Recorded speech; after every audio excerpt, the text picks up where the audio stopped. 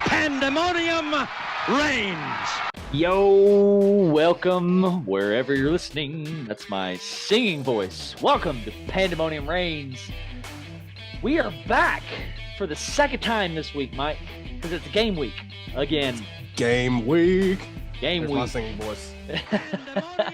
If you're listening to this, it could either be Friday or Saturday. If you're listening after Saturday, you are behind the times.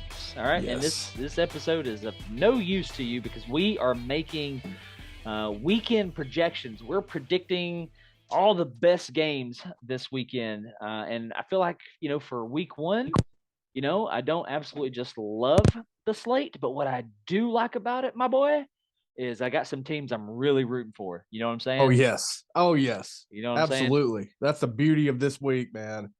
Quack, quack, and whatever sound a ute makes. Yes. Well, let's pick them. Let's pick them, and let's have a dang good time doing it. The first one I'm gonna throw at you is the return of the backyard brawl. Bro, I'm so excited for this. You know what? This game is underrated, man. I don't hear anybody, and it could be me, full disclosure, it could be me. Is anybody talking about this game? Well, at least not in Tennessee's world because they play at the same time as Tennessee. Blessing and a curse. Yeah, which we have to reveal our secret to our audience at this point. This episode is pre-recorded. How dare you tell our secrets? We are making this prediction before the game is actually played, so we don't know what's going to happen. Oh, man. In Pitt. But listen, I'm so excited that this game is back. But West Virginia and Pittsburgh is a long-standing, hated, bitter rivalry that never should have gone away. Never. Curses to conference and expansion that have made this beautiful rivalry go away. You're talking about two teams that absolutely despise one another. The Mountaineers travel a whopping hour to Pittsburgh. I don't know I could Google map it, but I actually don't care that much. Exactly. And the spread is in favor of Pitt at 7.5. How do you see this one unfolding, my man? That's an interesting detail that they're favored by 7.5.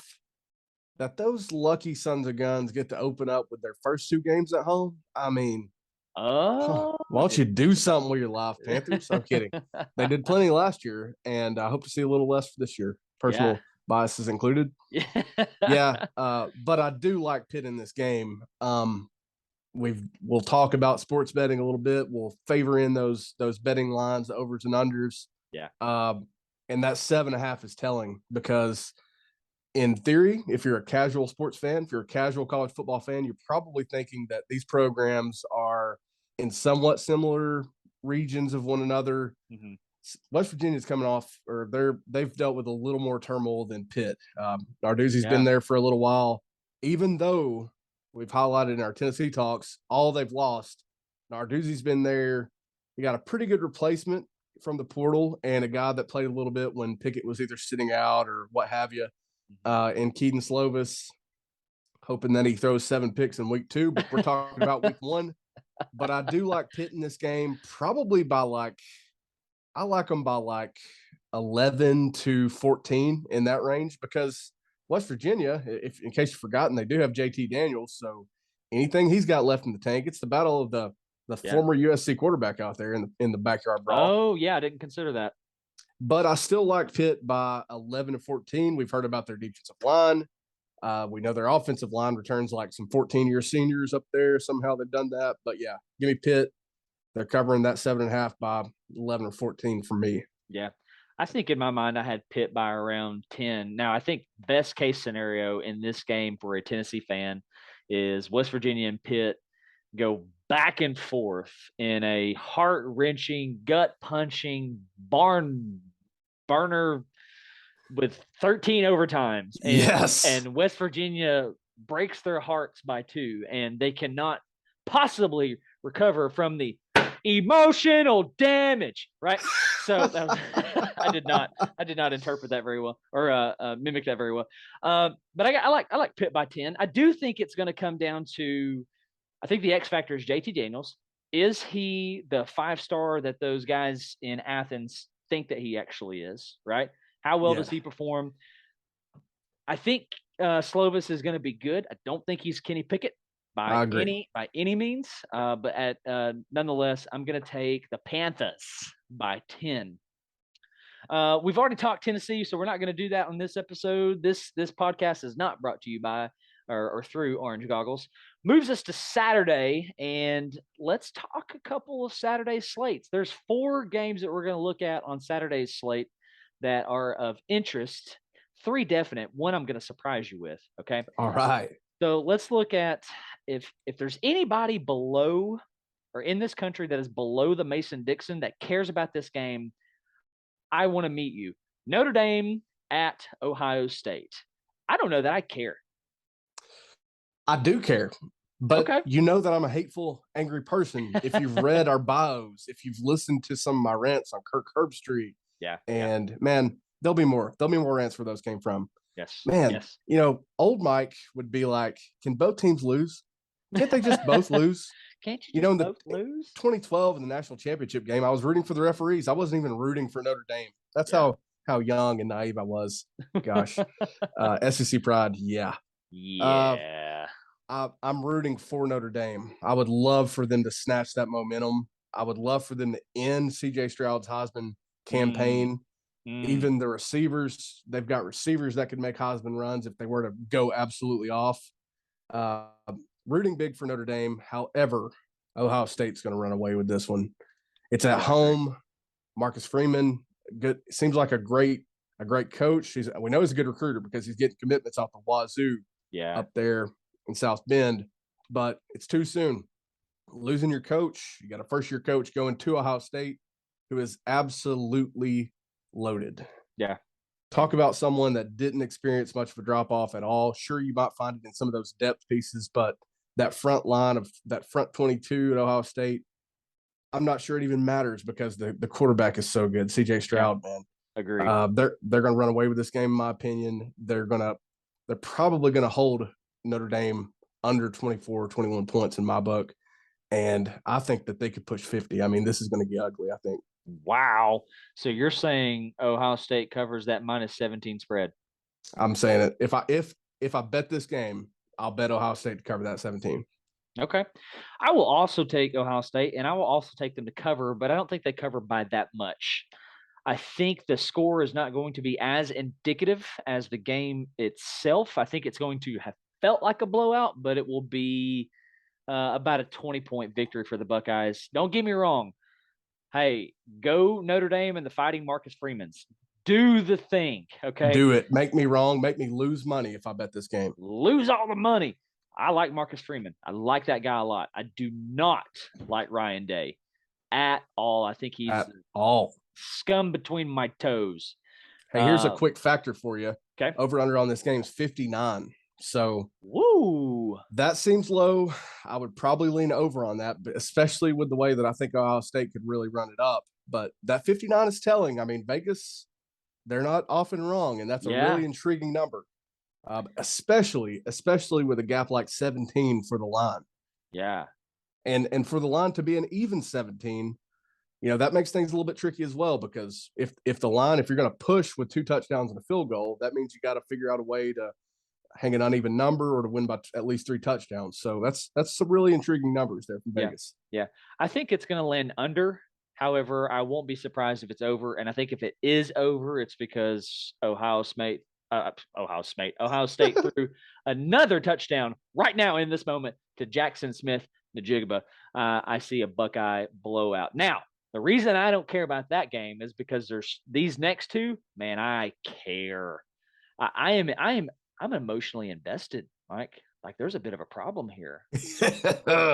There's a bit of a problem. There is, especially if your orange-colored sunglasses are off. Orange-colored sunglasses. One we've already talked about just a little bit. It's the home game in Atlanta for the Bulldogs against the Oregon Ducks. It's a neutral site game for Oregon, but ironically enough, it's a home game for Georgia. It's crazy how that works. It's so crazy. I'm in total agreement with Josh Pate. Let's do away with neutral site games. Boo. Boo. Boo. Boo. College football is home of fan bases that go buck wild in their home environments. So let's bring that back. Absolutely. The spread is -17 in Georgia's favor. We've already talked about this, but give me your thoughts again real quickly. Yeah. Man, talk about another game where I'm actually so much more invested in Oregon than I am in Notre Dame. Would love for Notre Dame to win. I would be over the moon if Oregon could win this game. Over the moon. Absolutely. Let Dan Lanning pull out all the secrets that he knows about Georgia's weaknesses, anything they might have. Let him throw some stuff at Stetson Bennett. Yeah. Figure out a way to stop that run. I'm here for all of it. Sign me up. Here's my money, whatever you need. But Georgia, again, favored by 17, man. What's up with this? Is Vegas just stuck on this number or something? I don't know. Vegas is high. Vegas is high. I would, as we get closer to this game, yes, we've talked about it. I feel like today, again, we're pre-recording. We're telling our secrets out here. I think Oregon could cover that and they could, they could keep it to a 10, 14-point loss. Okay. But that's just where I'm at today. I mean, if you go into Georgia's depth and what they could do, especially if there's any issues in the defensive line there for Oregon, it could get ugly. But as of today, I would lean under the 53 that I'm seeing.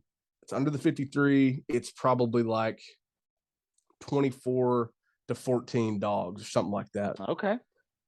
I can see that. I don't think that Georgia's going to have any trouble here. I think they're going to be able to run the ball really well, which if you listen to our episode back on Georgia when we discussed all this with Ryan Phillips, nothing's changed since then. Okay. No major injuries to Georgia, nothing new for Oregon. We're putting together our magic potion for Bo Nix to do something incredible, but I just don't see it happening. I'll take Georgia, and I will take Georgia to cover, which leads us to the last game that I want to cover for the day. And before we talk about it, what the heck is a Ute? What is a Ute? Man, I don't know what a Ute is. I've always wanted to Google what's a Ute. What is an Aggie? Hey Siri. What is a Hokie? What are these things, man? I know what a volunteer is. I know what a volunteer is because I'm an American. You know what I mean? Come on, dude. This is not a Tennessee bias thing. I know what a volunteer is. Right. There's a reason that it's Texas and not North Mexico. You're welcome. Keep that. Read your history books, people. Please. Our mascot actually has meaning. Yeah, honestly. I want to know what a Ute is, and I desperately, if I could look into the future for a week 1 game and see what happened right now, I want to know what happens in this game because I can't wrap my mind around it, man. Yeah. I'm so torn because of all the rooting interest that we've mentioned so far.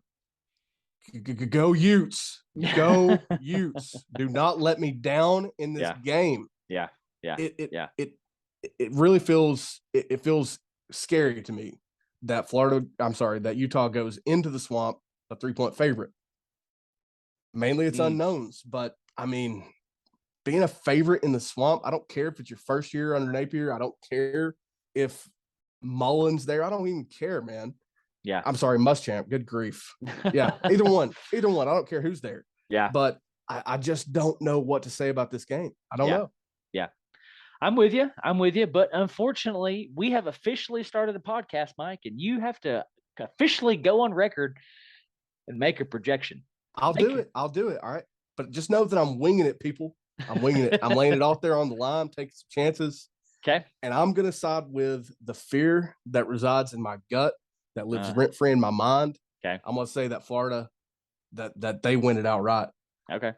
In a close game, I don't see them running away with it. Part of it for me is we know some of the suspects for Florida. We know those names in that front 7. We know Trey Dean in the secondary. Mm-hmm. If I hear Anthony Richardson's name, 10 more times before the Tennessee-Florida game, I might start throwing up every time. I don't know.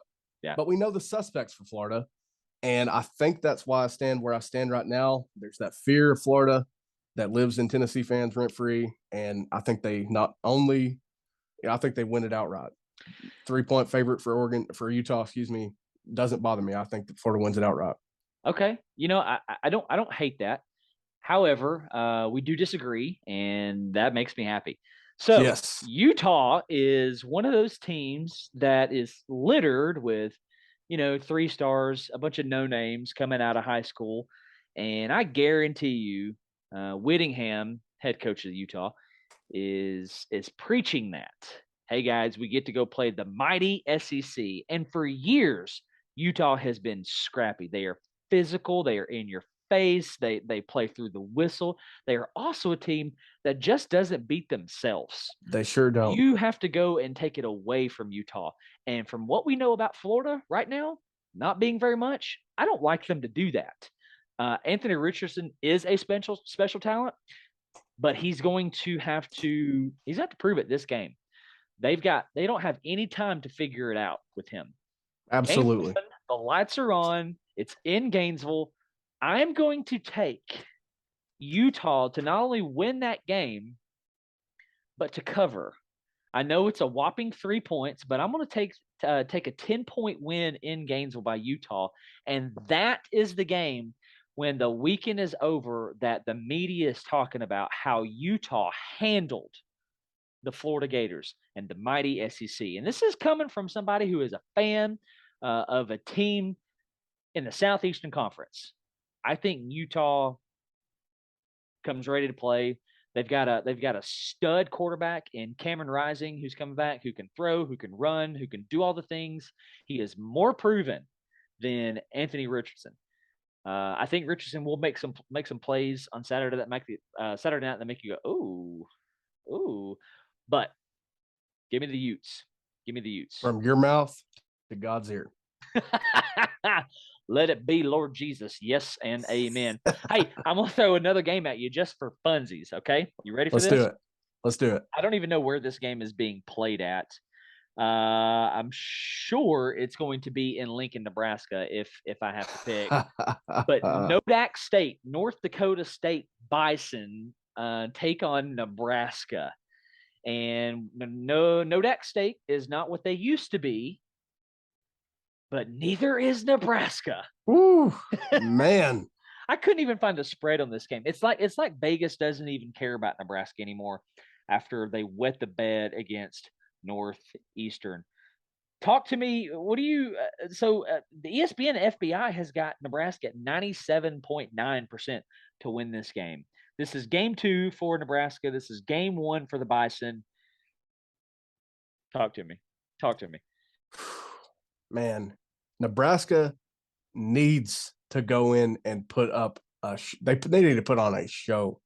They need to score 50 by halftime. They need to win this game by freaking 70. I mean, if there's ever a time that I'm glad to be a Tennessee fan and not a Nebraska fan, it's right now. My heart goes out to you, though. I'm not laughing at you. Yeah. I'm laughing because we've been there, bro. Sorry. Oh, have we been there? I do think they'll get some. I can't call this redemption. I can't call it redemption, but no. I do think they'll come out of this game with some things to feel good about. Hopefully, to goodness sake, they get a chance to play some of those young guys. Shout out to the coldest. I would like to see you this weekend, my guy. The coldest. Heck, I don't think they're capable of shutting out like some high school teams, but man, go pitch a shutout or something. Give me something to feel good about, because in 2 weeks' time from when we get Saturday, we'll be talking about Nebraska and the Sooners. Yeah. And it's a new era in Oklahoma, but it doesn't, it feels like the same old, feels like worse than ever in Lincoln. Yeah. So give me something to feel good about, just to try to throw together a score prediction. I'll say Nebraska 45, North Dakota State 21. I won't leave you with all those good feelings that I'm hoping that you get, but you are coming out with a win. You're going to get some of those young guys in, and hopefully they can start to turn a corner, because I'm rooting for that. Right. I don't hate that. I'm going to say and take a Nebraska win. I think it's going to be ugly, though. The score might not portray that, but I'm going to say an ugly Nebraska win. Do you know why, Mike? Because that's what they've been doing for 5 years under Scott Frost. If they do get wins, they're ugly. All right, except for last year when they beat Northwestern by 60-something. But listen, hey, listen. Maybe you're listening to Pandemonium Reigns right now, and you're on your drive to work, or you're on your drive home from work, and you had a terrible day. You know what could have made your day worse? You could have been a Nebraska fan that bought a ticket freaking across the world to go watch your team play and wet the bed against the Wildcats of Northwestern, who shares their geography with Notre Dame. Okay, that's a bad day. The money you spent to get over there to watch Scott Frost call an onside kick and wet the bed. You know what? Nebraska gets the win against Nodak State, but I don't think it's no, it's not even Nodak State. It's North Dakota. My goodness, all the listeners out there think I'm an idiot. It's just North Dakota. You know what? I don't change my answer. I think it's an ugly win. I mean, and you're guilty until proven otherwise. Yeah, that's a fact. Guilty. This is not the justice system. You're not innocent until proven guilty. You done proven that you're guilty, that you're not capable. You done proved too many things in a negative light. Go prove something for me, man. Y'all ain't done crap, and I need to see y'all take some steps. Yep. I'm with you. So Sunday night, the weekend only gets better. The weekend is not over. The weekend is not over when Saturday ends, y'all. So let Saturday end. Wake up, take yourself to church, get you a little nap in, because the Seminoles and the Bayou Bengals are kicking off on ABC at 7:30. And get this, bro. Have you seen the spread for this? Just because I just went there right now is the only reason I've seen it. That is much lower than I was expecting. Listeners, listen in very closely. Lean in, pull your car over. Are you listening? Are you listening? LSU by 3. That's what it's got. LSU by 3. Mike, this is in Baton Rouge, right? It's in New Orleans, but I mean, again, abolish neutral site games, right, man. Well, Come on. That was me being sarcastic, okay? It is a neutral site game for Florida State. It is a home game for the Tigers of LSU. Neutral site, my booty, right? My booty cheeks. -3 LSU. Do they win? Do they cover? What happens?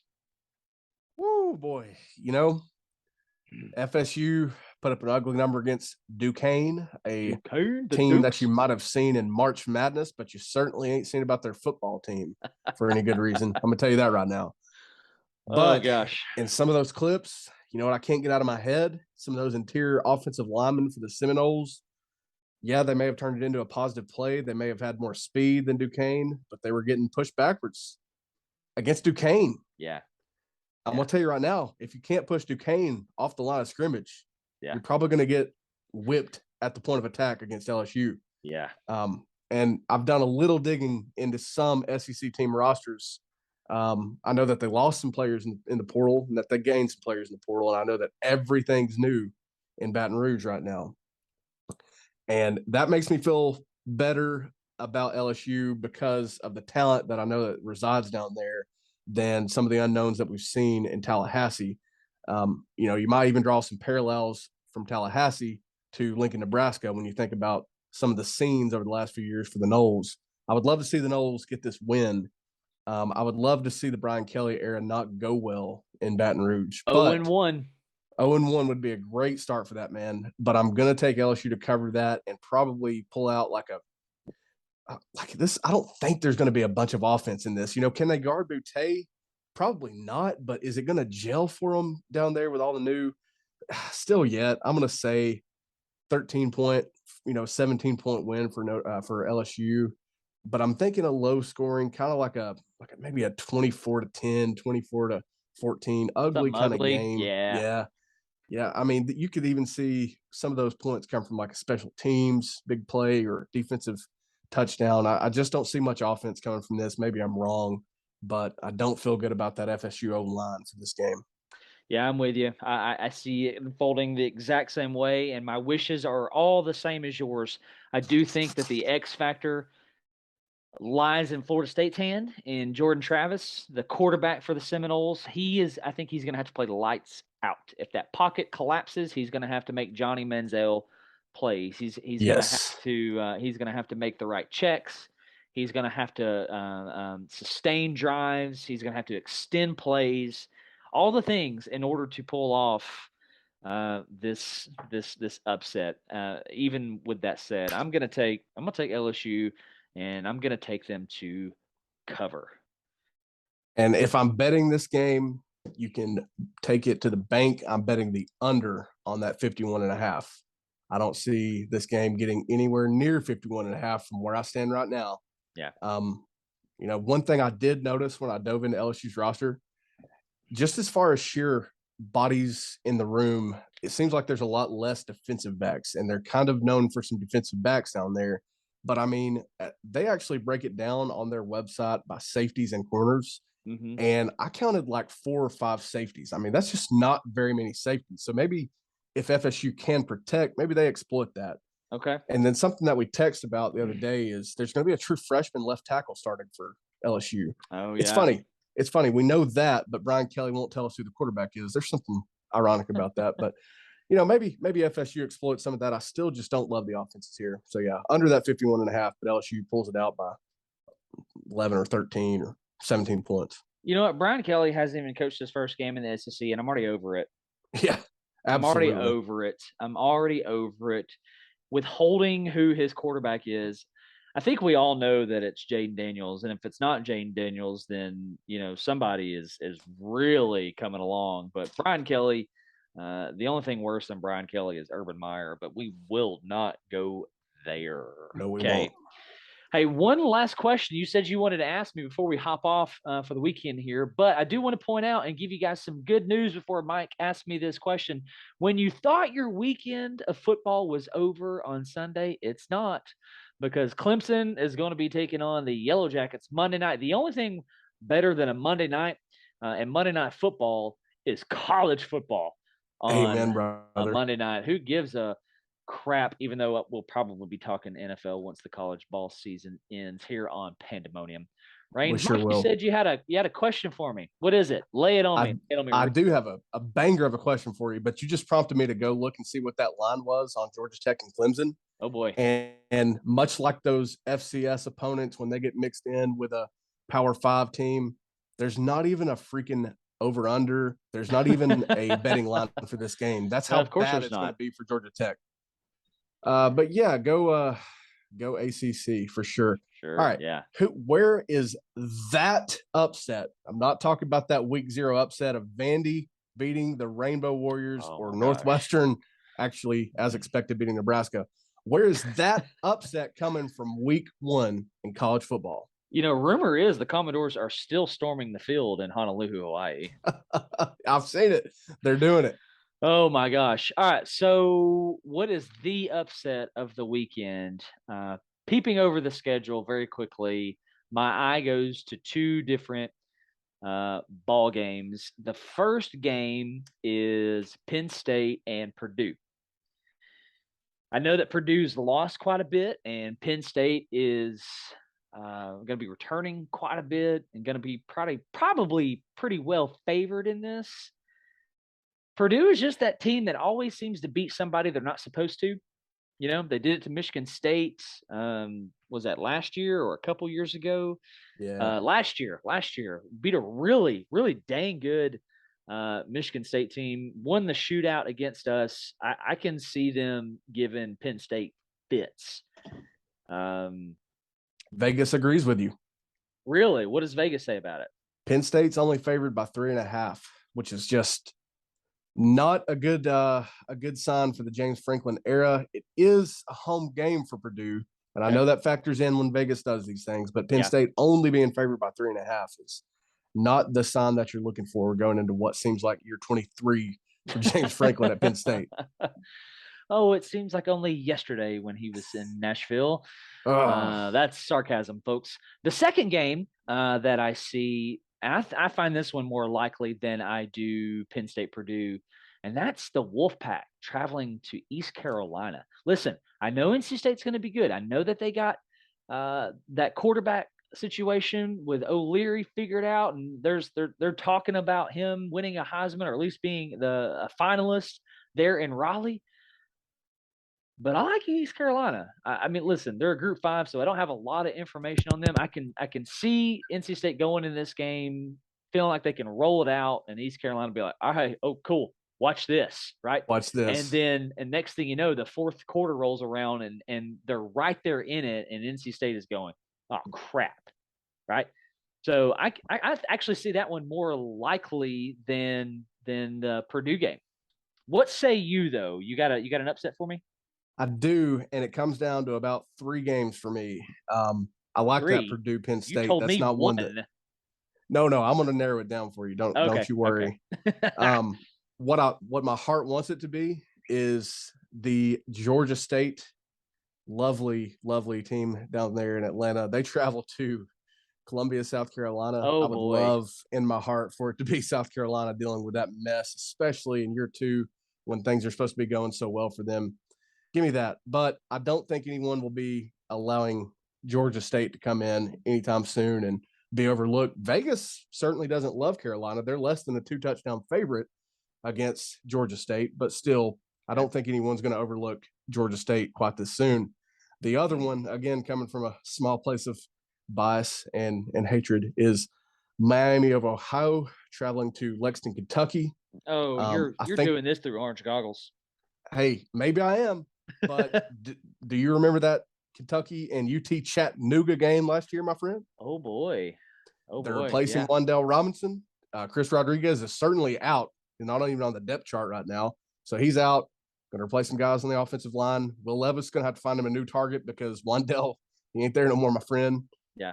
But for all things considered, I believe in Kentucky to beat Miami of Ohio and really to be a thorn, whether they beat Tennessee or not, in the SEC Standings this year. So I'm not going there. But no, I'm actually going over to Oklahoma State. Oh, okay. It just seems like we get in this place where every 3-5 years, they just kind of wet the bed. They just kind of come out slow and groggy. Maybe this is in my head, but they're going to play host to Central Michigan. They are approximately a 3-touchdown favorite, but that's the one that I'm making my call with. I'm going to say Central Michigan pulls the upset over Oklahoma State if I have to choose one game. Didn't they do this a couple years ago? It sure seems like they on did. one of the more wild plays that we've ever seen in college football. Hey, I'd be here for that. I like Mike Gundy. However, I have predicted them to win the Big 12, so that would be a little problematic for my prediction. Understandable. But I like that. I don't hate that pick at all. Needless to say, listen, upsets, no upsets. Week 1 of the college football season is upon us. It is in the air. Breathe it in through your nostrils. Nostrils. I don't know if anybody has a nostril. Breathe it in through your nostrils, exit out through your mouth. Soak it in because week 1 is here. And on behalf of us at Pandemonium Reigns, thank you so much for choosing to listen to us, choosing to subscribe, choosing to follow us on Spotify and Apple Podcast. Listen, man, we are only a little more than a month old. We are right at that 300 total download mark, and we just can't say thank you enough. And Mike, I'm going to go ahead and give the people a little sneak peek of what's coming at Pandemonium Reigns. Can I do that? Is that okay? Let's do it. Oh yeah. Pandemonium Reigns is in conversation with sponsors. What? We're a newborn baby. We're sucking on our thumbs, and we're talking about sponsors. We're talking about practice.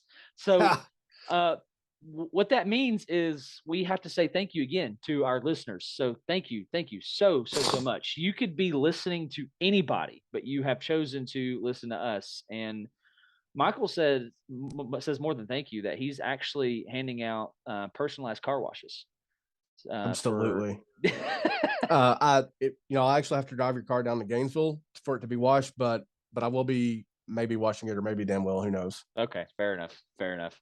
Needless to say, the season is here and talking season is over. Thank God. And the growth of the baby that is Pandemonium Reigns is happening. We have legs to this thing, this vision that we've talked about for so long. And you know what? Our fans, which is crazy to say, we have them.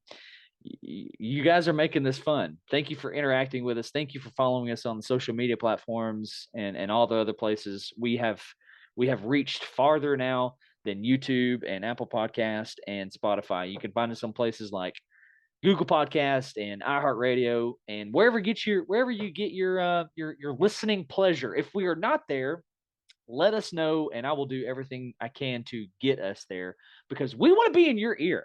right? Absolutely. We want to giving you these bless bad your ears. takes and giving you these angers. Listen, I have told you guys that Mike is angry, and a little with every passing episode, he gets a little more angry. Mike, did you know that not only can people hang out with us, the guys at Pandemonium Reigns over podcast, do you know how else that they can do this? I'm springing this on you. Do you know how the people can hang out with us? They can join us on Call of Duty, because that's what we're about to do, right? We better. Let's do it. Let's do it. Hey, we love you guys. Go hang out with us.